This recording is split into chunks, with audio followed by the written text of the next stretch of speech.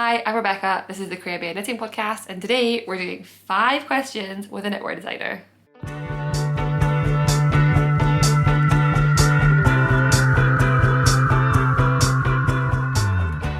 Hello and welcome. My name is Rebecca. I'm a knitter and knitwear designer based in Edinburgh, and one of my goals for this year was to make a bit more content and try to film a bit more around the behind the scenes of my designing process. I share my whips as I'm working on them on the podcast, but I thought it'd be nice to try to talk a bit more about the process and the decision making and all the things that go into the behind the scenes of creating a pattern. I've tried in the past to sort of sit down and just film a video talking about the process, and it is so dull. It is the most dull videos. Like, they're so boring. I hate filming them, I hate editing them, so I'm giving up on that for now. But what I thought I'd do today is just try and answer a sort of a small number of questions that I get asked on a regular basis, and so I've got 5 of those questions. So I'm gonna go through them one by one, share my thoughts, share mostly my opinions. To be honest, it's all opinion based, so it's really all my own gospel on knitwear design. And if you've got any more questions, feel free to pop them down below. If this is something that people like, I might do it again in a few months. A caveat before I start: I am a relatively new knitwear designer. I've been designing for about 18 months. My first pattern came out October 2022, and so just take what I say with a pinch of salt. My opinions have been formed over my own experience, but that over like a relatively short period of time, and someone who's been designing for a long time or designing differently may have different opinions to me, and this is just like what I've gone through so far and what my thoughts are.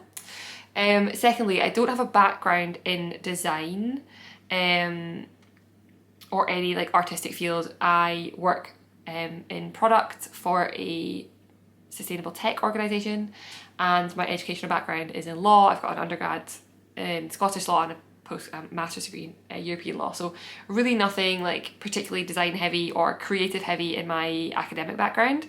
That being said, I am a sewist, and I was sewing before I was knitting, and I think there's quite a lot of I think with sewing it's often on you to really nail the fit as the sewist as opposed to being the pattern grader.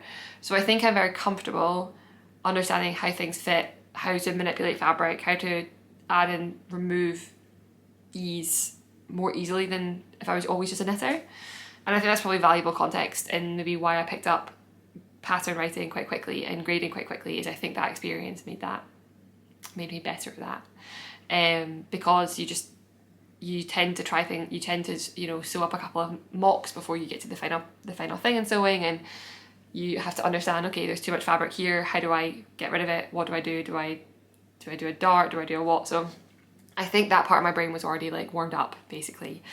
So whilst I'm not academically into, like, I've not done a lot of academic stuff around designing, I think that did make designing easier for me. Okay, that's all my context. Let's get into question number 1. And question number 1 is, what is my source of inspiration? So I love this question, and it's funny because I didn't think I would be as regularly inspired as I am, but I can pretty comfortably put my inspiration into like one of 3 buckets. So the very first one is I find a stitch pattern I love and I want to turn it into a garment. And stitch patterns I tend to see, I mean, I've got just like pages of them like saved on my laptop, but also stitch dictionaries. There are a lot of incredible stitch dictionaries out there. I have maybe 6 or 7. I have them all as digital copies because I don't have the space for them otherwise. But there are a lot of stitch dictionaries out there, or like websites with them, or YouTube videos with different stitch patterns. And something I really love to do is just like spend some time saving them, like collecting them and then swatching them and seeing like, do I enjoy the pattern? Do I enjoy knitting it? A lot of the times I've found a stitch pattern I thought was amazing, and then I tried to knit it and I think I hate the process of doing this. I really wanted to do something with caliper cables, and then I hated caliper cables so much that I never made a sweater out of them. So yeah, that is method 1. It starts with a stitch pattern and it becomes a design, and I've got a few examples. So my very first ever pattern, the Cargill sweater, is most definitely that. This has got this dip stitch design, which makes these like little love heart, upside down love hearts, or if you ask the internet, little butts. that are upside down, and I just love the stitch pattern. I tried it a few different ways, and I ended up putting this like almost like a ribs detail in between, and I love the stitch pattern, and I thought I need to make this into a sweater. So that was one example of that.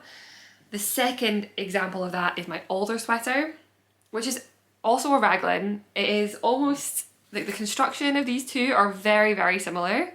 And this is also a slip stitch pattern, which is what it's a similar process to the Cargill. So despite looking very different, they're actually quite similar sweaters. They're different gauges, I think, but the process of knitting them both is quite similar. And I fell in love with this stitch. I think it's called the thorn stitch. And there's a 1 version or a 2 colour version. And yeah, as soon as I saw this, it was like saved, ready to go. And I think I started working on this in February and the pattern came out in October. I was just so, like, I knew it was what was going to come. And then I put it on hold for a little bit over the summer, and then I came back to it and I was super clear. And that was all because I really loved this stitch pattern. And then a third one, did I pull that out? Yeah, which is currently in progress, is the Kip sweater. This is going to be my September pattern release, although I've not worked on it for honestly a few months. And this has got this all over herringbone type stitch pattern. God, I love this so much. And again, this for me, I fell in love with the stitch pattern, and then I went off trying to decide, okay, here's a stitch pattern I love. Do I want to see it in a raglan, a drop shoulder, a saddle shoulder? Like, how do I want to bring this stitch pattern together? But it really, for me, all started with the stitch pattern.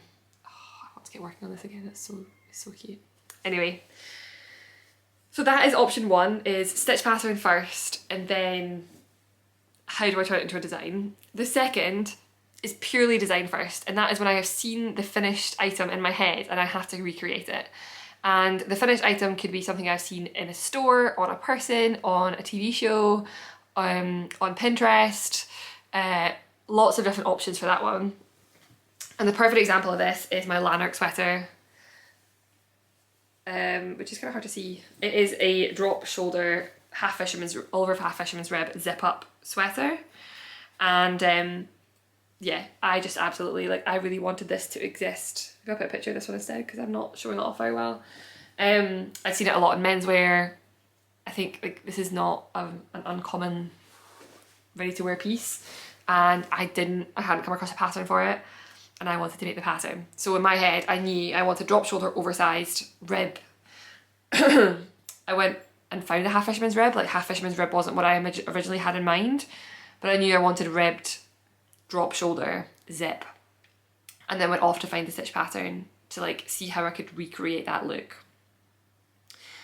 And then the third option, which is by far the most popular, and I think is becoming more popular in my brain, is it starts with something ready to wear and it becomes something else.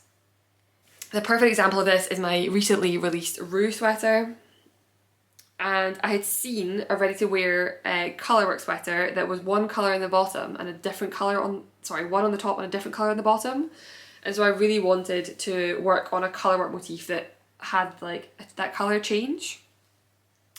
But then I also had wanted to do a saddle shoulder, and I wanted to set the colourworks quite high, but I didn't want a raglan. So I was like, okay, what other methods do I have?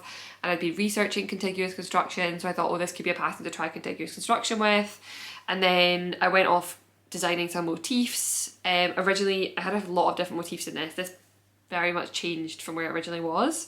But I can still very much, like, draw the thread backwards to, I saw that ready to wear garment it was black and white, and it had, like, black on the top and white on the bottom and colour work in the middle that changed them. So yeah, that is it. I think, yeah, inspiration then either it comes from the stitch pattern, which I go out and, like, look for, or it comes from a finished piece in my head that usually has, like, struck me. The number of times I've, like, saved screenshots of stuff I've been watching on TV or been like, pause, let me look that up. I've done that a lot. So I think that's quite common. And then I've kind of tried to, like, reverse engineer, okay, if I want this to exist in this final state, what tools do I have in my toolbox to make it happen? And then more often than not, it starts there and it somehow morphs along the way into becoming something else. So yeah, question 1, that is where I get my inspiration. Question 2, what do I like the best and least about pattern designing? Or I think somebody also asked what was the most fun / most frustrating, and I think that is more accurate, because I don't think there's anything I don't like doing. It's just that there's some stuff that frustrates me, or like, yeah, I have to like work myself up to doing more than others. So if I start with the things I dislike the most, the thing I hate the most is picking test knitters. I hate it. And the reason is always because there are more testers than there are slots, and I just feel really guilty picking someone over someone else.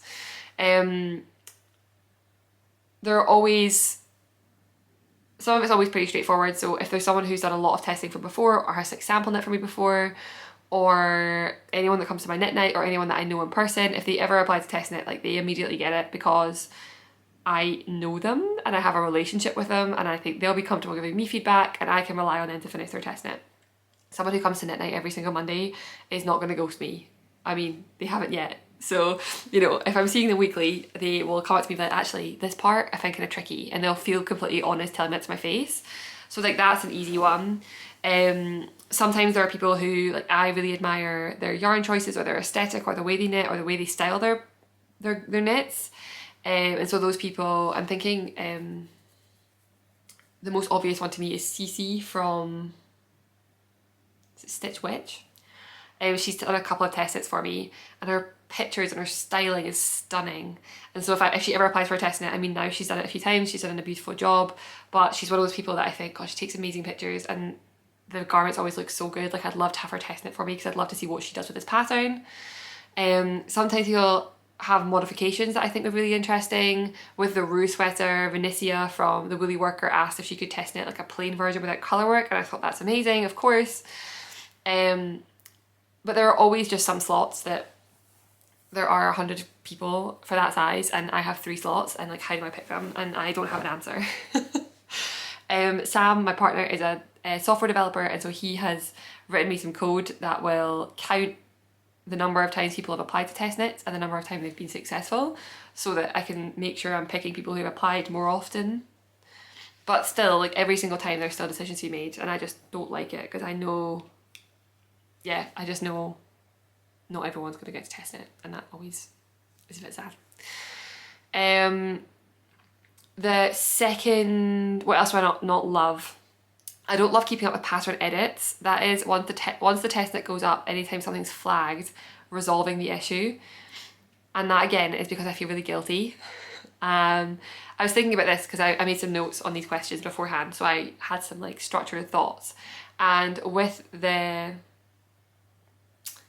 everything else, whether it be pattern writing, or getting something ready for tech edit, or getting the final pattern planned and like written out, all of that I have it, or even like filming the podcast, all of that I have like scheduled time for. I have like a time slot, like in my head, I'm going to do this on Tuesday night, for example. With the tech edit, they just pop up and they just need resolved. And so until they're resolved, they're in my head, like I need to do this, I need to do this, I need to do this, until they're done. So I think the anxiety and like the stress of having something to do, like there's always something needing done, I find quite stressful. I also just feel eternally guilty, because as soon as there's an issue, I feel like, okay, this person is testing for me, I need to get it resolved as quickly as possible to make sure they can continue, so I'm not wasting their time. So I'm always trying to go quite quickly. So I just find that it's probably unnecessary stress. Like I think I stress myself out about tech edits more often than not. And what I often find is that I have worked myself up about them for like a day, and then I'm like, okay, I finally have time to sit down to this edit, and it's tiny. It's like the smallest issue. There's a line forgotten, or something's just not very clearly worded. Yeah, and they only usually, it never happens that often. It happens maybe like 3 or 4 times over the course of a test knit, but usually I'm running 3 test knits, so they're fairly common. And yeah, they just stress me out. So not to say like they should happen, they're part of the process, there's nothing to remove that part of the process, but they do just, yeah, I always feel a bit stressed about them when they do pop up. And then the third thing, which I don't always love, but sometimes I do love, is getting the pattern onto paper. And it's funny because I think I wrote these notes when I just finished my Lauder write-up, which is an all-over cable design, which I never once, when I knit it up, charted it. And it's, as much as all over cables, it's a 4 braid, and it's a 4-stitch cable and a 6-stitch braid, just repeated over and over. The pattern is charted, but in my head I was like, I can just explain this so much like I just want to sit someone down and tell them how to do it. Whereas when you get to pattern writing, you have to write it down in a concise way that many people of different skill sets and abilities and who don't have the finished thing in front of them can understand. And I find that really challenging. So it can be like sometimes I love writing the pattern because I love just getting the information down, and sometimes I hate it because I think this is so easy, I am making this harder than it has to be. So that one, yeah, and that's another one. I was thinking here, what are the things that I procrastinate? I sometimes definitely procrastinate getting the pattern written down, especially if I know it's going to be a hard one. Yeah, things that I do absolutely love about designing. I love knitting the first sample. I just think it's magical. I love the moment where it's cast off and I try it on for the first time, and it is like pure euphoria because so often I put it on for the first time and I'm like, this is exactly what I had in my head, and I love that. That is my favourite moment of designing. I also just love when like things are clicking along the way and like a detail you thought about looks the way you thought it would, and yeah, I just love some details like that. So knitting sample one, definitely. There's also ripping out involved a lot, or like pulling back, or having to remeasure things, and that can be kind of stressful, but I still find like it scratches my brain in a way that I really love. I love the test knits. As much as the edits stress me, I love running test knits because I usually have an Instagram group, and I find it's quite like, there's quite a lot of community in those groups. People are very like, if someone doesn't quite get something, someone's quick to explain, or people share progress photos. I love the inspiration. I love seeing what different colours people have chosen, what different looks have chosen. I absolutely love it. So that part to me is like one of my favourite things.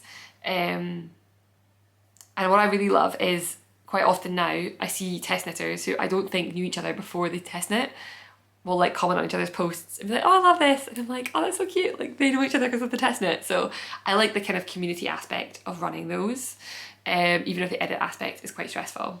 And then one of my favourite things is taking the pictures. I love taking the pictures. I don't think it was something I planned to do before I started designing, was the pictures being such a,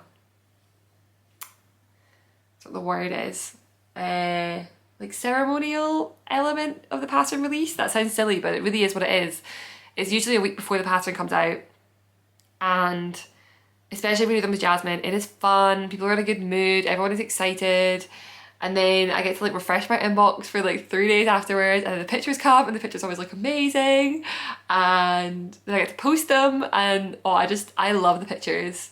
And I think because the way test knits work, like you finish your garment and then you write the pattern and put it to test knit, and then for me, I generally like, I'll try to avoid wearing that sweater too much until the pictures are taken, just in case I ruin it somehow. So it kind of almost goes to the back of my head, and then towards the end of the test knit, some people finished like weeks ago, some are still going. So you've almost like, you've the hype of that pattern has kind of been forgotten. And then you see the pictures and you're hyped again because like everyone's wearing it and it looks great, and it kind of like launches, like kickstarts that launch week, which I love. So yeah, definitely something I love. So the things I don't love, sometimes writing the actual pattern down, keeping up with with test knit edits and picking test knitters, and the things I absolutely love are knitting my first sample, the whole test knit, like running the test knit and taking the pictures at the end. Question number 3, and this is I get asked all the time, which are like tips or tricks or resources into getting into designing, taking the first leap, all of those things. And I have one piece of advice and then a couple of resources I'll put down below. So my piece of advice ultimately is I think that there are 2 different skills required to publish a pattern, and they are very different skill sets, and you can learn them independently from each other. The first one is designing. So it is understanding what takes a pattern, you know, how to create the final piece. So how do you take your yarn and your needles and you end up with a sweater that looks the way you want it to look. The second is the grading and the writing and the technical elements of it. So I would say, have a think. Do you like both of those? Is there one that you find easier than others? Do you want to work on them both? Like, how do you want to go about it? For the actual designing element, the best practice you can get is just knit things for yourself without a pattern and get a feel for it as you go. understand where do you do increases, where do you do decreases, how does a pattern move, like a stitch pattern move over certain repeats. I forgot where I was before the door went, but I think I was saying design, the first part is writing up, the first part is bringing something into existence. You can 100% do that without ever like justifying anything for yourself. So maybe you see something ready to wear and you think, I want to recreate that. Or maybe you have an idea in your head and you just want to knit that like you want it to exist. Just knit it for yourself. Don't worry about how do I grade this, how do I write this up. Just write it out for yourself. If you are definitely planning to take that through to a design, you could make notes as you go. But just the only thing you should think about at that point is like, how do I create this sweater for myself? Way back when I first started knitting, I made myself a cable knit a cable knit cardigan, and it was seamed and knit flat, and yeah, it wasn't great. There's no back shaping, so it pulls up a lot of the back. It's pretty cute, to be honest, but like that was my first ever attempt at that, was that I had my gauge and I kind of understood the shape of a cardigan and I just went for it to see what would happen. And you can 100% do that. So that is definitely what I would recommend.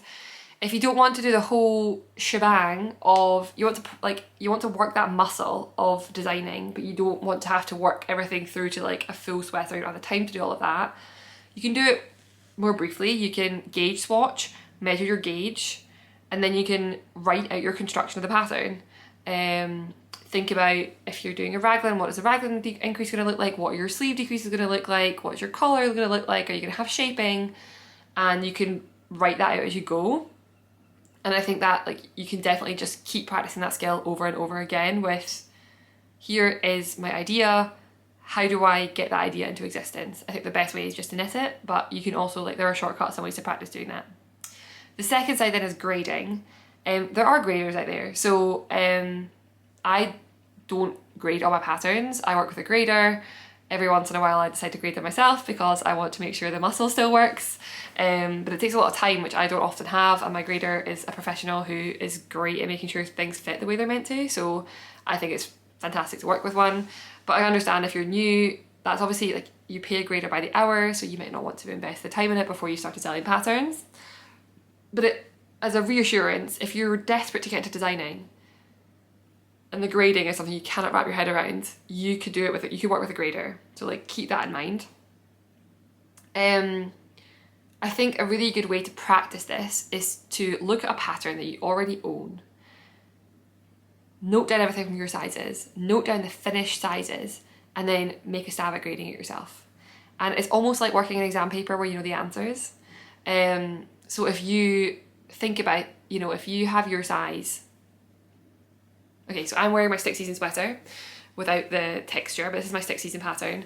If I wanted to practice grading, I could look at the chest measurement, the bicep measurement, and the armhole depth, which is in the pattern, for sizes, I don't know, the very far, like this maybe size 3 or 4, either size 1 or size 11, or pick one of the sizes, and I could say, okay, if I need to make sure that the chest measures this and I know the gauge, how many stitches does the chest need for that gauge to fit?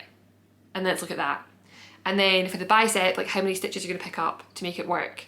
And then you can almost work through the entire grading for a different size to get to the final measurements. And then you just look at the pattern that you own and say, is that how this designer did it? And you could do that for every single pattern in your pattern library. You can work through it and understand, like, for every single one, grading is really just about making sure that you had the right amount of fabric in the right place to fit the body that you're working for. And so, you want to make sure that the drop comes to about the same place on many different sizes. So you want to make sure, like, you've got that measurement, and you want to make sure that the neck doesn't end up really big for some sizes despite the chest maybe being bigger. And so those are things you can practice with existing designs. Also, I think most people work to a size chart, and that is ultimately a list of like standard sizes for very detailed measurements. I think the best one I've come across for women's sizes is Isolde Teagues. You can literally Google like women's size chart, Isolde, and it will come up. It is an Excel document, and it has like every single measurement you could ever imagine needing for knitting. And that is based on like standard average measurements. So like if you have a bust size of 100 centimeters, the average bust size, how to say this, if you have a bust size of 100 centimeters, then it's most likely that your neck will measure XYZ, or your armhole depth should be XYZ based on that bust. And those are obviously standard numbers, so not everyone will fit into those, but those are good ways to go about it. And then there are some really good resources out there for learning. When I first started, I looked to Sister Mountain, which is like a blog resource. She has like Sweater School where she teaches you how to grade. So that, again, it's a financial thing to put into to learn how to do that, but that's definitely worthwhile. And there are, like, I don't know any others off the top of my head, but I'm pretty sure if you look up like grading classes, you definitely could find other things from knitters. But yeah, my very low budget, free, I mean, you could even find free patterns, there are plenty of free patterns out there that are graded to multiple sizes, would be to practice. Take your one, take the gauge, take the final measurement numbers, and have a stab at working out, okay, if I start here and I want to get to here, how often do I increase? Where should they be? How frequently should they be? And go from there. I don't know if I'm oversimplifying that, if that doesn't make sense, but I don't want to get too into grading because it's not just all about grading today, but those are my resources and I'll put them down below. I don't know if that was too vague. Okay, question number 4 is it hard to be size inclusive as a knitwear designer? So before I was designing, I was very, very vocal about size inclusivity and making sure that patterns were available for a standard set of sizes. And the first pattern I designed, the reason I first designed a pattern is because I was being very demanding of the industry, and I kind of wanted to understand, am I being really naive here? Like, am I demanding something that's actually really, really hard to deliver? Let's design a pattern and find out. I will say, I don't shy away from talking about inclusivity.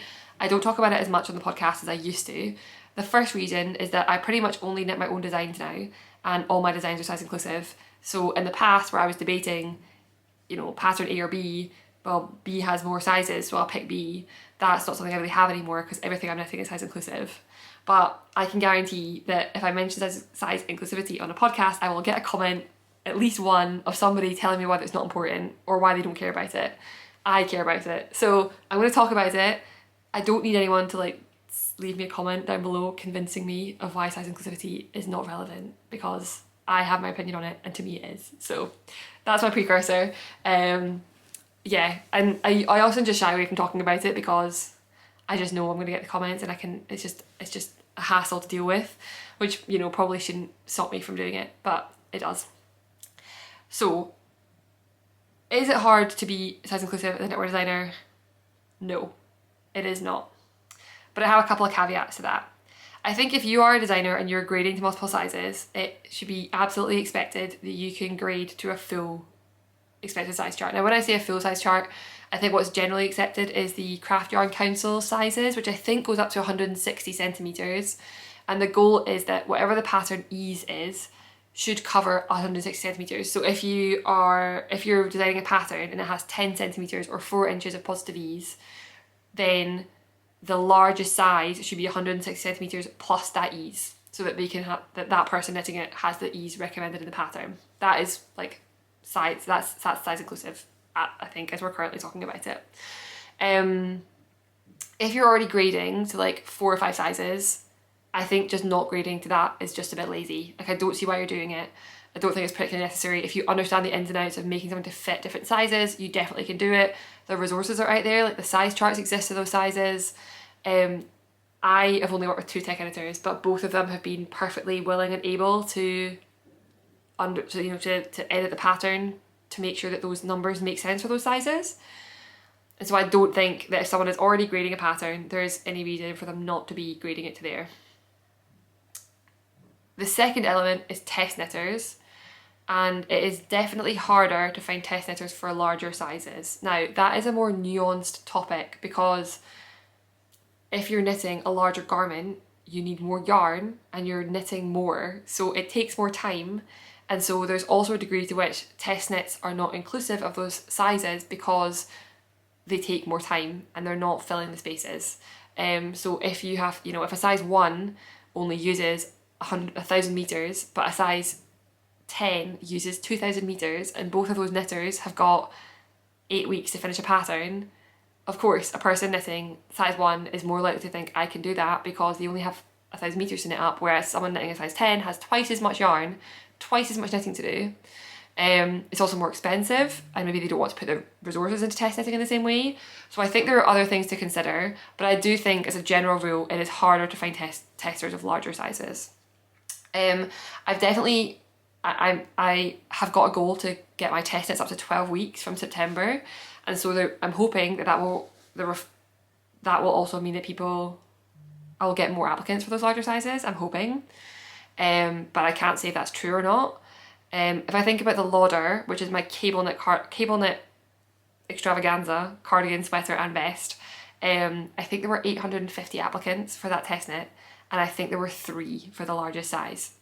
It's all over cables, and it was a 9-week test, so that's also might have put people off for the larger sizes, but the numbers are extreme. I think maybe for size 4 or 5 there were like 300 applicants, and for the larger sizes there were only 3. So there is definitely, it can be harder to get larger testers. I've definitely seen workarounds for this though. I see people put all patterns, like they'll put them all on Ravelry and they'll add a note saying the larger size hasn't been tested, or saying if you want to knit it in this size, like it's been fully tech edited, contact me for the I'll give you the pattern for free, and you know, and you can give me some feedback. So I don't think there's an excuse to not do it, and I think especially designers who have massive bases, like if you have got 100,000 followers on social media, you can get test knitters, and yeah, so I think that has to be, you can get testers to fit it. So I think that's just something, you know, take that with a pinch of salt.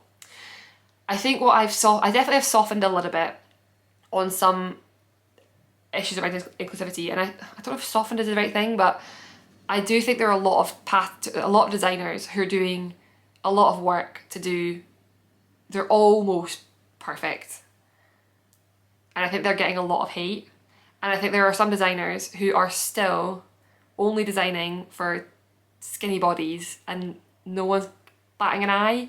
And I think what bothers me is I think people who are already designing, like they're maybe just like a few centimetres short of the upper size range, and they're getting a lot of hate towards them for not being inclusive. And people are like, oh, you know, they're getting put on some lists of like non-inclusive designers. And that to me, I don't know if unnecessary is the word, like there is obviously still standards to be held to, but I think if people are trying and if they're expanding their size ranges, we should be like appreciative of it. But like I say, there are designers out there who are incredibly popular designers whose patterns are, you know, the largest size is 130 centimetre chest and they recommend 15 centimetres positive ease. That is a 115 centimetre bust, and then that's not inclusive. Or they've got like 120 centimetres and they're calling it a 5XL. Like those are the ones that really grind me up. Like that to me is just unnecessary. But I do think that there are some people who are getting a lot of snark and a lot of hateful comments about being inclusive when they're already doing a really good job. So my takeaway from all of that, can you tell I've been bubbling with these thoughts for a little while? My takeaway for all of that is I think that if you are committed to being size inclusive, you 100% can be, and there is no major detriment to your business. The only thing that it will cost you is a bit more time to make more sizes, and it may cost you a little bit more in tests and tech editing. If you're getting tech edited, that's usually done per hour, and so, I mean, I've only ever worked with a tech editor who charges per hour. If you're sending them 3 sizes versus 6 sizes, it will cost more to have more sizes tech edited. So there is definitely a cost to it, but I don't think it's impossible to ask. And I think there are workarounds for things like the testers and things. Yeah, I feel like I was aiming to be very eloquent about that, and I think I probably went on a bit of a tangent, but those are my, like I say, it's my opinion. Take it or leave it. I will continue. Size inclusivity is important to me. I know it's important to a lot of designers. I know some people, I remember like last year, maybe the year before, Hohi Locatelli, who's probably one of the most famous designers in the knitting industry, had announced that there was a design she was working on that she couldn't actually physically grade to more sizes, and so she was abandoning it. Jeez.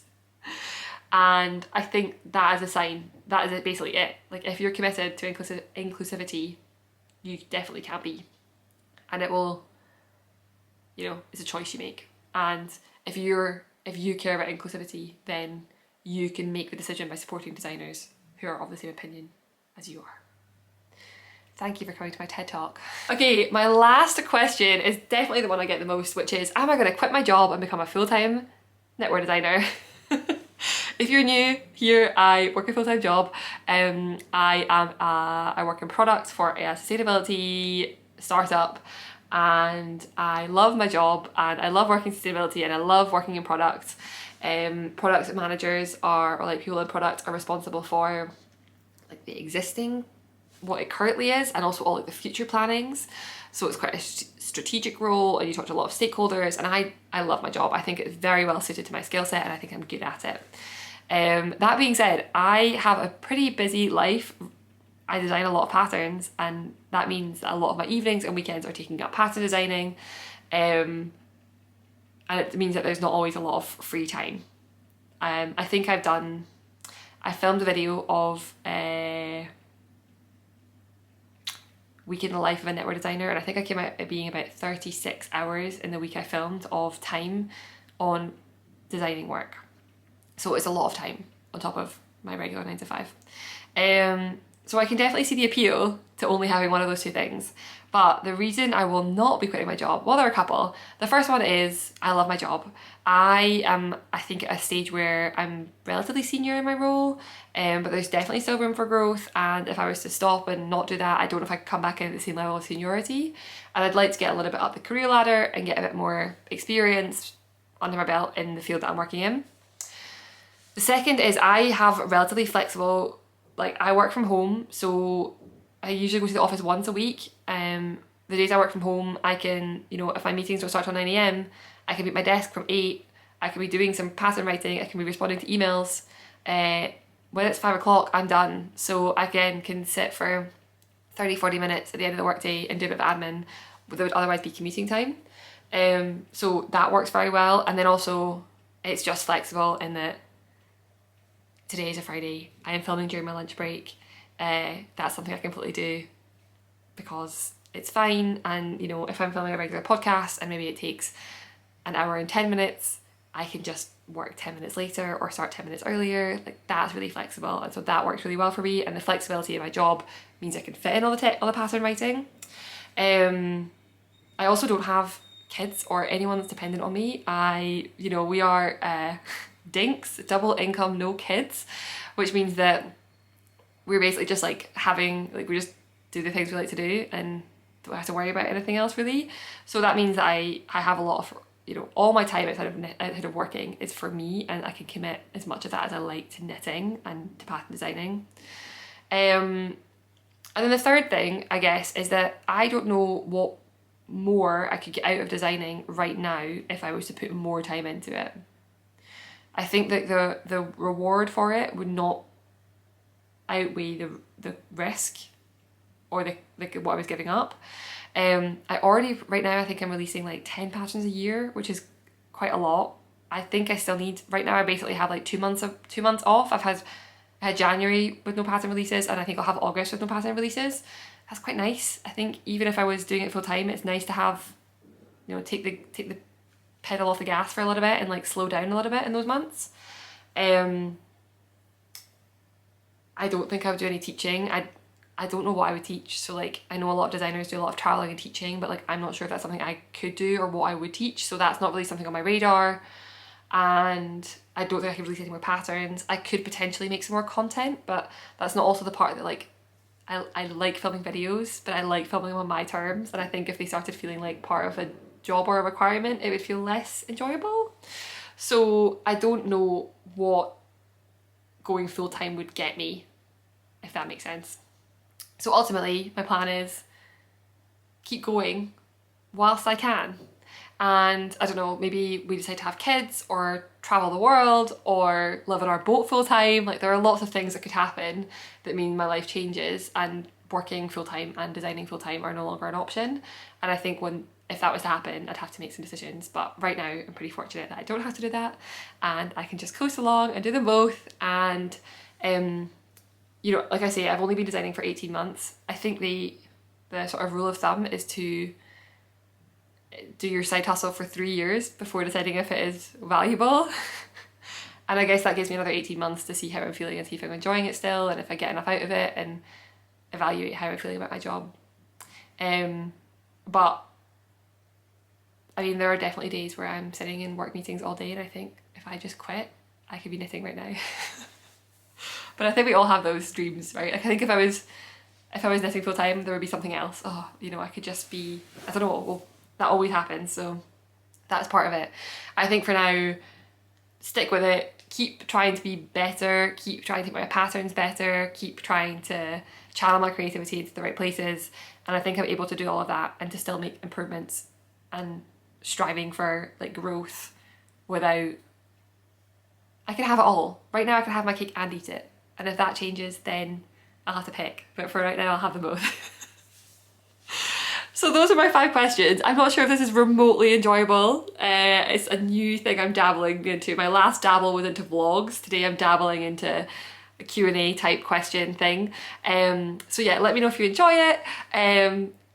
If you have any more questions, feel free to put them down below as well. And yeah, I know I express some opinions, and if those are opinions are not yours, I'm always up for some healthy debate, but like just, I don't know, be respectful of boundaries and don't come for me, because I'm just person talking on the internet. Yeah, that is all from me. I am gonna go back to work for the afternoon, and then I'm gonna spend this weekend watching some rugby, knitting a lot, and working on a little boat. I hope you have a great weekend. Happy knitting! Bye!